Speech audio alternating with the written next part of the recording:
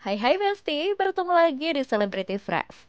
Kali ini Celebrity Fresh hadir menemani Besti-Besti di rumah tentunya dengan berbagai informasi serta fakta-fakta menarik seputar selebriti yang pastinya seru banget nih buat kita bahas.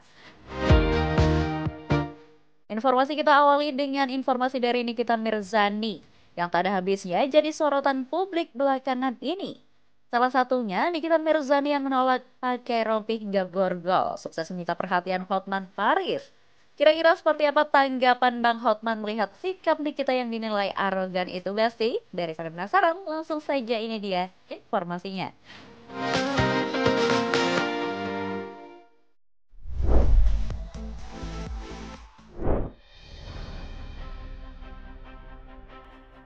Belsi, jika sebelum-sebelumnya segala gebrakan Nikita Mirzani di ruang sidang sukses mencuri perhatian publik, mulai dari bukti rekaman yang ia bongkar di muka persidangan hingga ia yang menolak dipakaikan rompi hingga borgol oleh JPU.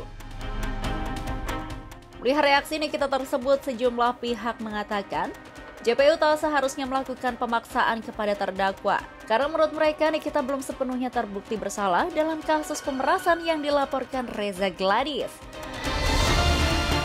Selain itu, menurut ketentuan undang-undang, Nikita juga tak salah menolak JPU yang terkesan memaksa untuk dipakaikan rompi dan borgol, karena menurut mereka hal ini bukanlah hal yang wajib dilakukan oleh seorang JPU. Terkait seorang terdakwa yang ada di persidangan, diwajibkan katanya untuk memakai baju orange. Secara hukum nasional itu kita sebut undang-undang nih sama KUHP. Itu sebenarnya tidak ada kewajiban. Ini hanya aturan internal kelembagaan dan biasanya itu penuntutan baik di KPK dan atau di Kejaksaan. Tujuannya apa? Untuk identifikasi tahanan sebenarnya. Artinya mereka memakai orange tadi, tahanan KPK, tahanan Kejaksaan, tahanan kepolisian itu hanya untuk identifikasi saja. Dan itu bukan sebuah kewajiban karena dasar hukumnya tidak ada. Hanya diperbolehkan, bukan wajib. Nah, ini kalimatnya wajib dan atau boleh. Kemudian secara yuridis formal itu patut dipertanyakan juga. Karena sudah mencederai sebuah prinsip yang namanya trial dan presumption of innocence. Jadi wajar kalau terdakwa di persidangan menolak untuk memakai. Namun berbeda dengan pendapat yang dikemukakan oleh pengacara kondang Hotman Paris nih Besti. Dikenal sukses menyelesaikan perkara besar, Hotman Paris justru menilai dipakaikan rompi dan borgol itu merupakan SOP yang harus dijalankan JPU.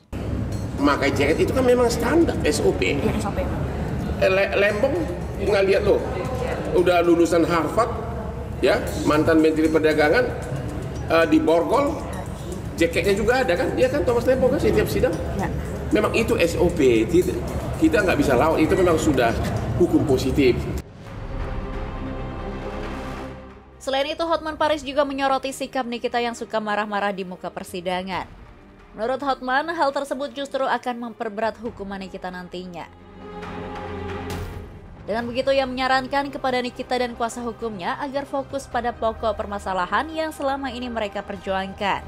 Ia juga menegaskan agar Nikita jangan banyak drama saat persidangan, karena nasib hukum yang akan dia terima kelak ada di tangan hakim yang menangani persidangan tersebut.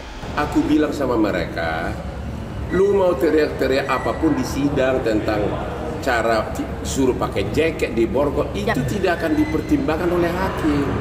Yang dipertimbangkan adalah apa yang didakwakan. Jadi mendingan fokus kepada, ya jangan terus sakitin orang tuduhan. Justru itu, nggak perlu marah-marah harusnya. Yang perlu di sidang itu seperti gaya gua nggak nyerang orang tapi substansi hukumnya gua gitu loh. Itu harusnya. Jadi jangan marah tentang hal-hal di luar substansi perkara, ngerti nggak?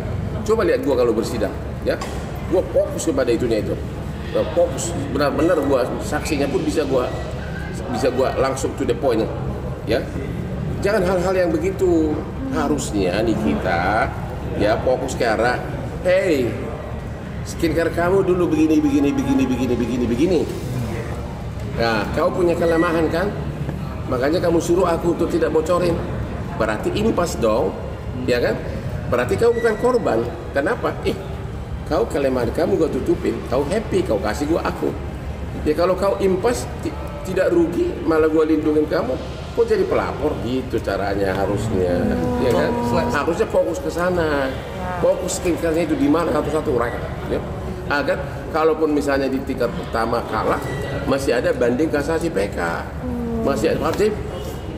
Yang paling penting itu sekarang marah boleh, tapi marahlah ke arah yang substansi.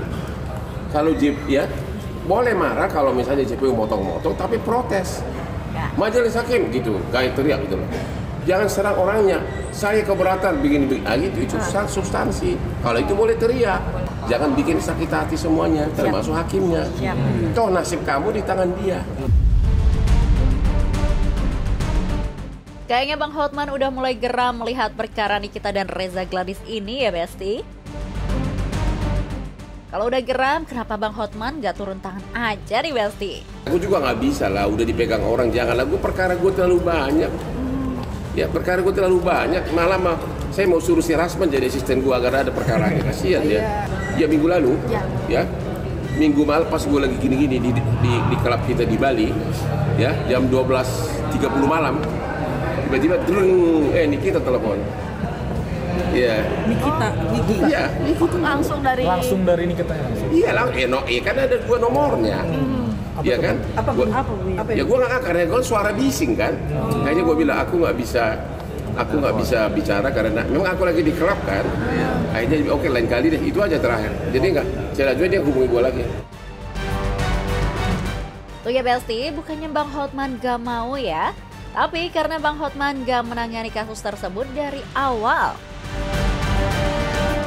Sementara mengenai laporan Nikita ke KPK atas dugaan suap yang dilakukan Reza Gladys, Hotman Paris menilai langkah itu wajar-wajar saja. Tapi menurutnya jangan hanya membuat laporan saja, tapi harus bisa dibuktikan dengan fakta-fakta yang lengkap. Tapi ya sekedar dumas boleh aja, dumas pengaduan masyarakat boleh-boleh aja, ya kan? Tapi kalau hanya sekedar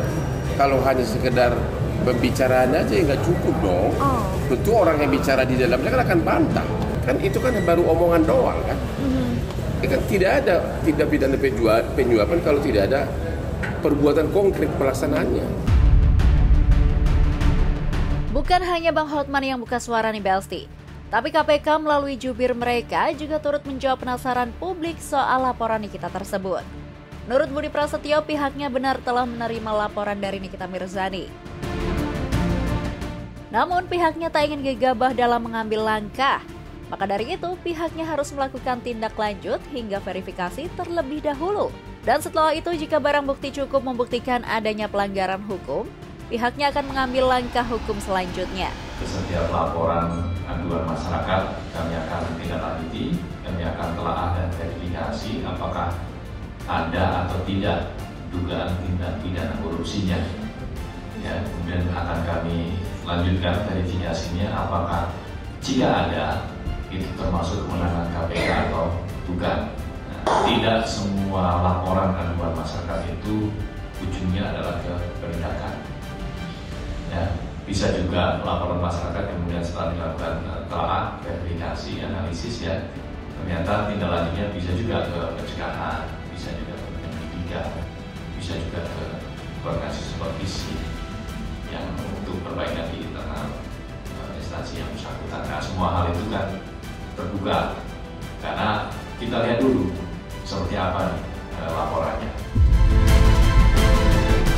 Jadi tetap ya Belsti, harus mengikuti proses hukum yang sesuai SOP pihak-pihak terkait. Oke Belsti, jangan kemana-mana dulu karena setelah ini akan ada informasi yang tak kalah happening. So tetap di Celebrity Press.